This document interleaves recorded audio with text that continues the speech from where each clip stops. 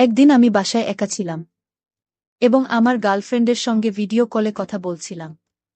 তখন আমি খেয়াল করলাম কাকিমা নীরবে আমাকে লক্ষ্য করছিলেন। আমি যখন কথা বলা শেষ করলাম তখন কাকিমা এসে আমাকে জিজ্ঞেস করলেন, রিফাত, তুমি কি করছিলে? আমি একটু দ্বিধায় পড়ে বললাম, কিছু না কাকি। কেন? কাকিমা মুচকি হেসে বললেন, সব আমি দেখে নিয়েছি, তুমি আমাকে কিছু লুকিয়ে না। আমি সরাসরি কাকির সঙ্গে কথা বলতে শুরু করলাম। কাকিমা হেসে বললেন, আচ্ছা, এসব কবে থেকে চলছে? আমি বললাম, কাকিমা, এখন আপনাকে কি বলবো? তখন কাকিমা বললেন, এসো আমার সঙ্গে আমার ঘরে চল। আমি কাকিমার সঙ্গে তার ঘরে গেলাম। কাকি আমাকে তার বিছানায় বসতে বললেন।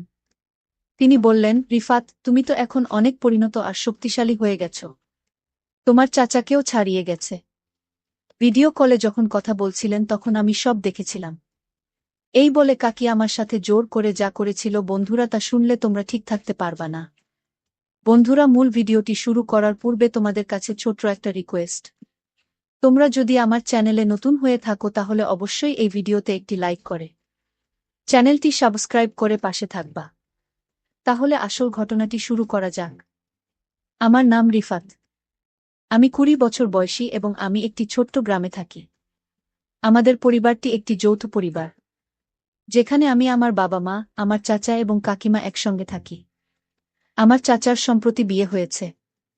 তবে বিয়ের 3 মাস পরে তিনি বিদেশে কাজ করতে চলে যান। তারপর থেকে আমার কাকিমা একা হয়ে যায়।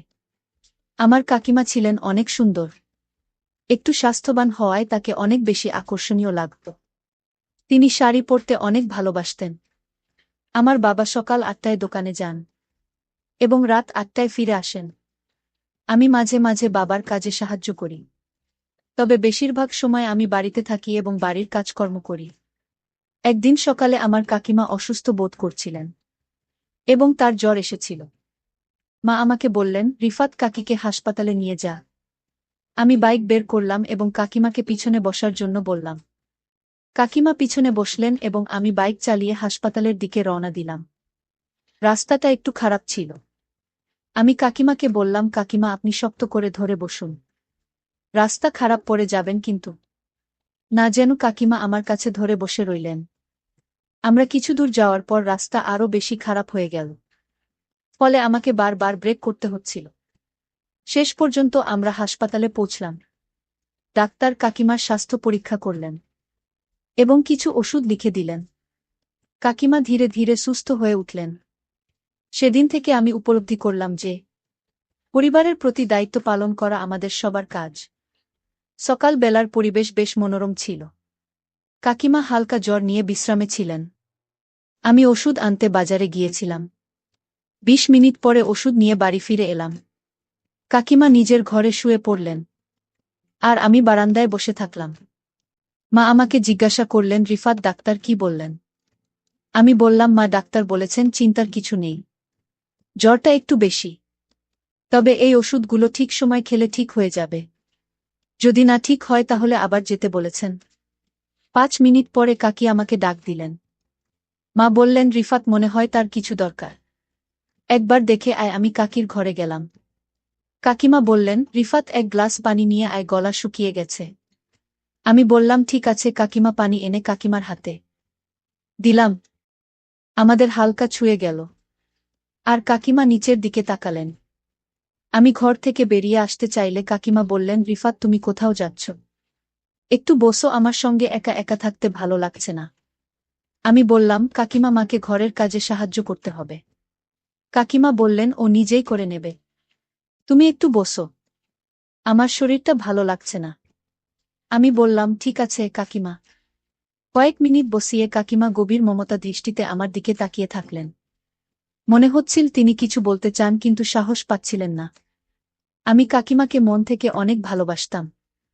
তার একা থাকার কষ্টগুলো আমার সহ্য হতো না, কিন্তু আমি কিছু বলতেও পারতাম না। কিন্তু কাকিমাকে দেখলে মনে হতো তিনি আমাকে কিছু বলতে চান। সকালটা ছিল শান্ত। মা আমাকে ডেকে বললেন, রিফাত কাজের আমার সাথে একটু কাজ করত। আমি বললাম, ঠিক আছে মা। কাকিমার ঘর থেকে বের হয়ে কাজে লেগে গেলাম।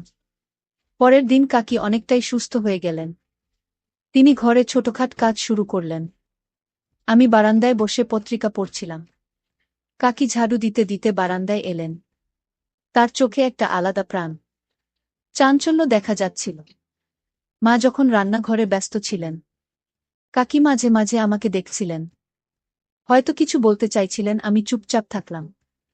তখন কাকিমা আলমারি থেকে কিছু নামানোর চেষ্টা করছিলেন। কিছুক্ষণ চেষ্টা করার পর তিনি বললেন, রিফাত, একবার আসতে পারো? একটা জিনিস নামাতে সাহায্য দরকার। আমি উঠে গেলাম, বললাম, কাকিমা, কি হয়েছে? কাকিমা বললেন, এই আলমারি অনেক উঁচু, আমার হাত পৌঁছচ্ছে না। তুমি যদি একটু ধরে সাহায্য করো, আমি জিনিসটা নামিয়ে নিতে পারব। আমি বললাম, ঠিক আছে, যাচ্ছি। আমি আলমারির পাশে দাঁড়িয়ে কাকিমাকে সাহায্য করলাম। জিনিসটা নামিয়ে দেওয়ার পর কাকিমা হাসি মুখে বললেন, ধন্যবাদ রিফাত, তুমি না থাকলে এই কাজটা করা মুশকিল হতো। এরপর আমি বারান্দায় ফিরে গেলাম, আর কাকিমা নিজের কাজ নিয়ে ব্যস্ত হয়ে পড়লেন। আমি বুঝতে পারলাম যে কাকি কি বলতে চাইছেন। কাকিমা বললেন, আচ্ছা, এবার থাম এবং আমাকে নিচে নামিয়ে দাও। যখন আমি কাকিমাকে নিচে নামলাম, আর তিনি গভীর নিঃশ্বাস ফেললেন, আমি বুঝতে পারলাম যে কাকিমা আমার প্রতি এক অন্যরকম আকর্ষণ কাজ করছে। আমার পক্ষ থেকে কিছুটা অনীহা ছিল, তবে পরে ভাবলাম এই অনীহা থেকে বেরিয়ে আসা উচিত। এই কদিন আমি ছাদে বসে আমার গার্লফ্রেন্ডের সঙ্গে ফোনে কথা বলছিলাম। রাত তখন প্রায় 10টা বাজে, বাবা মা ঘুমিয়ে পড়েছিলেন, কিন্তু কাকিমা তখনও জেগেছিলেন। কাকি বুঝতে পেরেছিলেন যে আমি কারো সঙ্গে ফোনে কথা বলছি। তিনি ছাদে এসে বললেন, রিফাত, তুমি এই সময় কার সঙ্গে কথা বলছ? আমি বললাম, কাকিমা, এটা একটা বিশেষ বিষয়। কাকিমা বললেন, তাহলে এতই বিশেষ? আমি বললাম, কাকিনা, তেমন কিছু নয়। কাকিমা হাসি মুখে বললেন, তাহলে কি আমি তোমার জন্য বিশেষ নই? আমি বললাম, কাকিমা, আপনি তো আমার জন্য খুবই গুরুত্বপূর্ণ। কাকিমা বললেন, যদি আমি এত গুরুত্বপূর্ণ হই, তাহলে তুমি ওর সঙ্গে কেন কথা বলছ? আমার সঙ্গে তো কথা বলতে পারতে। আমি বললাম, কাকিমা, সে আমার বান্ধবী। কাকিমা তখন বললেন, রিফাত, আমি কিছুদিন ধরে তোমাকে একটা কথা বলতে চাইছি, কিন্তু সাহস পাচ্ছিলাম না। আজ বলতে চাই। তুমি কি আমার একটা আবদার পূরণ করবে? আমি বললাম, কাকিমা, এটা কিভাবে সম্ভব? কাকিমা বললেন, দেখো, তোমার চাচা প্রায় 10 মাস ধরে নেই। আমি কিভাবে দিন কাটাচ্ছি তা আমি জানি।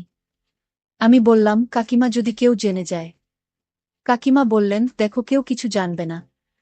এটা শুধু আমাদের মধ্যে থাকবে। আর তোমার বান্ধবীর সঙ্গে কথা বলা একটু কমিয়ে দাও। তারপর থেকে কাকি আমাকে যখনই ডাকবেন, আমি তার কথায় সায় দিতাম, কখনো না করতাম না। কারণ আমিও কাকিমাকে মনে মনে অনেক পছন্দ করতাম। রিফাত তার পরিবারের সঙ্গে একটি মিষ্টি ও স্বাভাবিক সম্পর্ক বজায় রাখত। একদিন সন্ধ্যায় কাকিমা ছাদে কিছু কাজ করছিলেন, আর রিফাত সেখানে ছিল। কাকি হাসি দিয়ে বললেন, রিফাত, তুমি তো অনেক, কিভাবে এত ফিট থাকো? রিফাত হালকা হেসে উত্তর দিল, কাকি, এটা আমার প্রতিদিনের অভ্যেস আর সঠিক খাবারের কারণে। কাকি বললেন, তাহলে আমাকে শেখাবে কিভাবে সুস্থ থাকতে হয়? রিফাত মাথা নেড়ে বলল, অবশ্যই চাইছি। এটা খুবই সহজ। কয়েকটি নিয়ম মেনে চললেই আপনি পার্থক্য বুঝতে পারবেন। কথার ফাঁকে কাকি আবার বললেন, রিফাত, তুমি পড়াশোনা আর অন্য কাজের মাঝেও এত সময় কিভাবে ম্যানেজ করো? রিফাত শান্তভাবে বলল, কাকিমা, সবকিছু পরিকল্পনা করে করলে সময়ের অভাব হয় না। পরের দিন সকালে রিফাত ও কাকিমা একসঙ্গে বাড়ির কাজ করছিল। মা বাবা তখন বাজারে ছিলেন। কাকি বললেন, তুমি তো অনেক কাজ জানো। আমি তোমার চাচার মতো এত ভালো সহকারী আর পাইনি। রিফাত হেসে বলল, কাকি, পরিবারের সবাই একসঙ্গে কাজ করলে সেটা আনন্দের হয়ে ওঠে। এইভাবে কাকিমা এবং রিফাতের সম্পর্ক আরও গভীর এবং পারস্পরিক শ্রদ্ধার গড়ে উঠল। এক রাত আমার ফোন বেজে উঠল। আমার ঘনিষ্ঠ বান্ধবী ফোন করেছিলেন। আমি তখন আমার ঘরে বসে তার সঙ্গে কথা বলছিলাম। কথোপকথনের সময় আমি বললাম, সোহাগী, তুমি কি আমার সঙ্গে দেখা করতে পারবে? সে একটু অবাক হয়ে জিজ্ঞেস করল, রিফাত, এতদিন তো আমাদের বন্ধুত্ব হয়েছে, কিন্তু তুমি কেন হঠাৎ এমন কথা বলছ? আজ তোমার কি হয়েছে? আমি হেসে বললাম, কিছু না, মনে হলো তোমার সঙ্গে দেখা করা দরকার। সোহাগী বলল, ঠিক আছে, আমি তোমার সঙ্গে দেখা করতে রাজি। বলো, কোথায় দেখা করব? পরের দিন আমি তাকে একটি নিরিবিলি জায়গায় নিয়ে গেলাম এবং তার সঙ্গে সুন্দর সময় কাটালাম। সোহাগীও আমাকে না করেনি, কারণ সে আমাকে অনেক ভালোবাসত। আমাদের দুজনেরই জানা ছিল যে আমরা ভবিষ্যতে বিয়ে করার পরিকল্পনা করছি। কিন্তু সোহাগী জানত না যে আমার জীবনে আরও একটি সম্পর্ক আছে। আমি চেষ্টা করেছিলাম বিষয়টি গোপন রাখতে। আমি জানতাম যদি সে জানতে পারে তবে সে আমাকে ছেড়ে চলে যাবে। তাই আমি কাকিমার বিষয়টা গোপন রেখেছিলাম। এই অভ্যাস আসলে আমাকে আরও বেশি জটিলতায় ফেলে দিয়েছিল। আমি বুঝতে পারছিলাম না কিভাবে সামলাব। সেদিন সোহাগীকে তার গন্তব্যে পৌঁছে দিয়ে আমি বাড়ি ফিরে এলাম। অনেক ক্লান্ত হয়ে পড়েছিলাম এবং আমার ঘরে গিয়ে শুয়ে পড়লাম। তখন দুপুর প্রায় 2টা বাজে। আমি কখন ঘুমিয়ে পড়েছিলাম বুঝতেই পারিনি। হঠাৎ 4টার দিকে ঘুম ভাঙল। কিছুক্ষণ পর আমার ঘরের দরজায় টোকা পড়ল। আমার কাকিমা ঘরে ঢুকে বললেন, রিফাত, কি হয়েছে? আজ তোমাকে বেশ ক্লান্ত লাগছে। আমি বললাম, হ্যাঁ কাকি, একটু কাজ ছিল, সেটা শেষ করে ফিরেছি তাই ক্লান্ত লাগছে। তিনি জিজ্ঞেস করলেন, কি কাজ করছিলেন? আমি ভেবে দেখলাম যদি সব সত্যি বলে দিই তবে পরিস্থিতি জটিল হতে পারে। তাই বললাম, আরে না, তেমন কিছু নয়। বন্ধুদের বাড়িতে গিয়েছিলাম, তাদের কিছু কাজে সাহায্য করছিলাম। তাকে সত্যি কথাটা আর না বলাটাই তখন সঠিক মনে হয়েছিল। যদি সত্যি বলে দিতাম তবে বড় ভুল হয়ে যেত। কাকি বললেন, ঠিক আছে, কিন্তু তোর মা তো বাড়িতে নেই। একটু সময় পেলে আমার ঘরে চলে আসিস। আমি বললাম, কাকিমা, আজ খুব ক্লান্ত লাগছে, কাল নিশ্চয়ই আসব। তিনি বললেন, ঠিক আছে, কাল দেখা করিস। কাকিমা আমার কথা শুনে কিছুটা মন খারাপ করে ঘর থেকে বের হয়ে গেলেন। এই কথোপকথনের সময় আমি বুঝতে পারছিলাম কাকিমার সঙ্গে আমার বেশ ভালোই সম্পর্ক তৈরি হয়েছে। কিন্তু সোহাগীর সঙ্গে আমার সে রকম বোঝাপড়া তৈরি হয়নি। সম্ভবত অভিজ্ঞতার পার্থক্য থেকেই এমনটি হয়েছে। একদিন কাকি তার চাচার সঙ্গে ফোনে কথা বলছিলেন। দুজনের মধ্যে তর্ক শুরু হয়ে যায়। কাকিমা ফোনে কথা বলছিলেন এবং বললেন, তুমি এখনো কিছুদিন কাজ চালিয়ে যাও, আরও কিছু টাকা জমিয়ে নাও, যা ভবিষ্যতে আমাদের কাজে লাগবে। 2-3 বছর আরও চেষ্টা করো। আমি তো তোমার সঙ্গে ভিডিও কল করেই যোগাযোগ রাখব। তুমি কাজ নিয়ে দুশ্চিন্তা করো না। কিন্তু চাচা বললেন, আমাদের কোম্পানিতে কাজ অনেক কমে গেছে। মানুষজন কাজ ছেড়ে বাড়ি চলে যাচ্ছে। আমাকে বলে দেওয়া হয়েছে কিছুদিনের মধ্যেই ফিরতে হবে। কিছুদিনের মধ্যেই ছুটি ঘোষণা হতে চলেছে। কাকিমা এই কথা শুনে ফোন কেটে দিলেন। আমি জিজ্ঞাসা করলাম, কাকিমা, কি হল, আপনি এত চিন্তিত কেন? কাকিমা বললেন, তোর চাচা মনে হচ্ছে এই মাসের মধ্যেই বাড়ি চলে আসবে। যা করার আছে এই মাসের মধ্যেই করে নে। আমি বললাম, ঠিক আছে কাকি। এরপর আমরা সময় একেবারেই নষ্ট করিনি। 1 মাস কেটে গেল এবং চাচা বাড়ি ফিরলেন। চাচার বাড়ি ফেরার পর আমি আবার আমার বান্ধবীর সঙ্গে কথা বলা শুরু করলাম। সে বলল, রিফাত, আমার বাড়িতে আমার বিয়ের কথা চলছে। তুমি যদি সত্যিই আমাকে বিয়ে করতে চাও তবে তোমার বাড়ির লোকজনকে আমার বাড়িতে পাঠাও, না হলে আমার বিয়ে অন্য কোথাও ঠিক হয়ে যাবে। আমি বললাম, তুমি তো তোমার মায়ের সঙ্গে কথা বলো। সে বলল, আমি চেষ্টা করছি, কিন্তু তারা জিজ্ঞেস করছেন ছেলেটি কি কাজ করে। আমি কি বলবো? আমি বললাম, তুমি বলে দাও ছেলে নিজের দোকানে কাজ করে। সে বলল, ঠিক আছে, আমি কথা বলব, দেখি কি হয়। কিছুক্ষণ পর তার ফোন এল। সে বলল, মা রাজি হয়ে গেছেন। এখন বাবার সঙ্গে কথা বলতে হবে। দেখি বাবা কি বলেন। রাতে তার বাবা বাড়ি এলে তার মা বিষয়টি তুললেন। আশ্চর্যের বিষয়, সোহাগীর বাবা তৎক্ষণাৎ রাজি হয়ে গেলেন। সে আমাকে ফোন করে বলল, আমার বাবা মা রাজি হয়ে গেছেন। এখন তুমি তোমার মা বাবাকে আমাদের বাড়িতে পাঠাও। আমি বললাম, ঠিক আছে। তারপর 1 মাসের মধ্যেই আমাদের বিয়ে হয়ে গেল। এদিকে চাচা এখন বাড়ি থেকে কাজ করছিলেন। কিন্তু এই পুরো ব্যাপারটি সম্পর্কে না চাচা কিছু জানতেন না, আমার স্ত্রী সোহাগী, আমরা এই বিষয়টি একেবারে চাপা দিয়ে রেখেছিলাম। বিয়ের পর আমি আমার স্ত্রী সোহাগীর সঙ্গে খুব খুশি ছিলাম, আর চাচা কাকিকে নিয়ে সুখে ছিলেন। আমরা আর কখনো এ ব্যাপারে আলোচনা করিনি। আমাদের বিয়ের 5 বছর কেটে গেছে, আমি আর সোহাগী একে অপরের সঙ্গে খুব ভালোভাবে দিন কাটাচ্ছিলাম। এরই মধ্যে একদিন সোহাগী খুব খুশি মনে আমাকে জানাল, সে মা হতে চলেছে। এই সংবাদ শুনে আমার আনন্দের সীমা রইল না।